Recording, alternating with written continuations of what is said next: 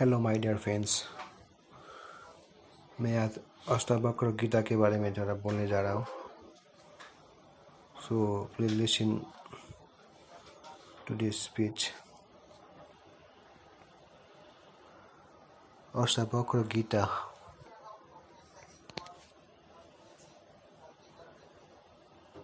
जनक ने एक धर्मसभा बुलाई थी।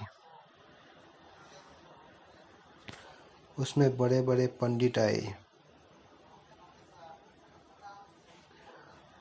उसमें अष्टवक्र के पिता भी गए।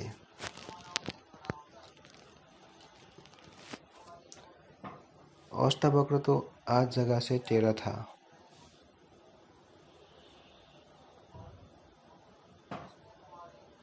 इसलिए तो उसका नाम पड़ा अष्टवक्र।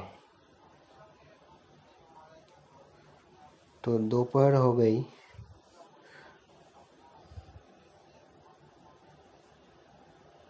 अष्टवक्र की माँ ने कहा कि तेरे पिता लौटे नहीं, भूख लगती होगी, तू जाकर उनको बुला ला। तो माँ की बात सुनकर अष्टवक्र ने चला गया। तो उस टाइम जनक राजा के धर्मसभा में एक बहुत बड़ा सभा चल रही थी। सबका विवाद चल रहा था, बहुत बड़ा तर्क युद्ध। तो अष्टवक्र ने जाकर उस सभा के अंदर चला गया।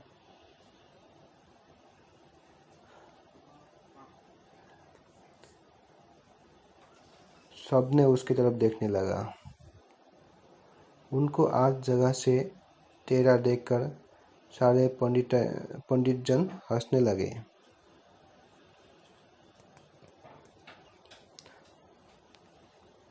वह तो एक कार्टून जैसा मालूम होने लगा था।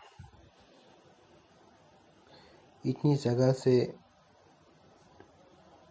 तिरछा आदमी देखा नहीं था।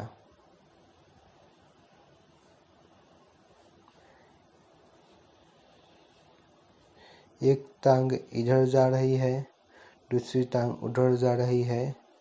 एक हाथ इधर जा रहा है, दूसरा हाथ उधर जा रहा है। एक हाथ इधर देख रही है और दूसरी हाथ उधर जा रहा है। एक आँख भी इस तरफ देख रहा है और दूसरी आँख उस तरफ देख रही थी।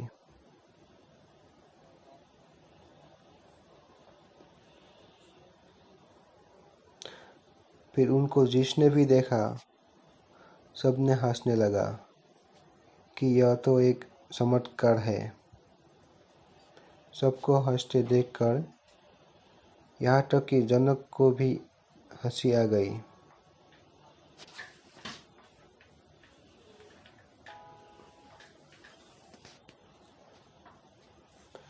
मगर एकदम से धक्का लगा, क्योंकि अष्टवक्र बीच दरबार में खड़ा होकर इतने जोर से खिलखिलाए कि जितने लोग हंस रहे थे सब एक सकते में आ गए और चुप हो गए। तो जनक ने उनको पूछा कि मेरे भाई और सब क्यों हंस रहे थे?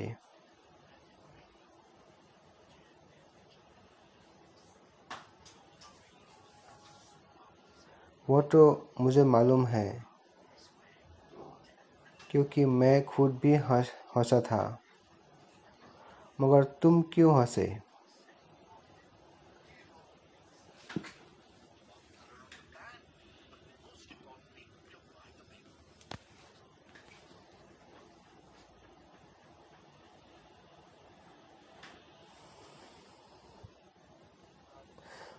उसने कहा। मैं इसलिए हंसा कि ये समार बैठकर यहाँ क्या कर रहे हैं। अष्टवक्र ने समार की ठीक परिभाषा की, क्योंकि इनको समरी ही दिखाई पड़ती है।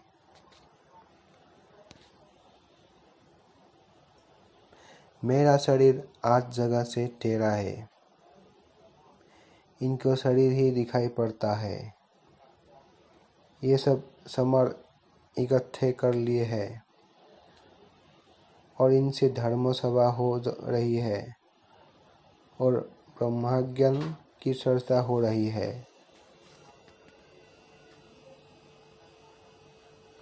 इनको अभी आत्मा दिखाई नहीं पड़ती।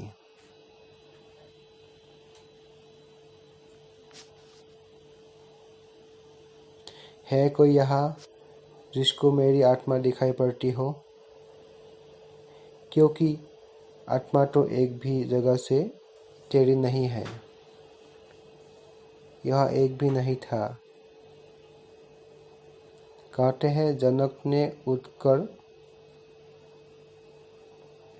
अष्टवक्र के पैर छुए और कहा कि आप मुझे उपदेश दें। इस तरह अष्टवक्र गीता का जन्म हुआ और अष्टवक्र गीता भारत के ग्रंथों में अद्वितीय है। श्रीमद् भगवद गीता से भी एक दर्ज ऊपर का है। इसलिए श्रीमद् भगवद गीता को मैंने गीता कहा है और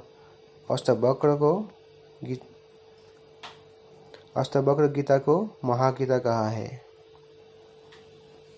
उसका एक एक वचन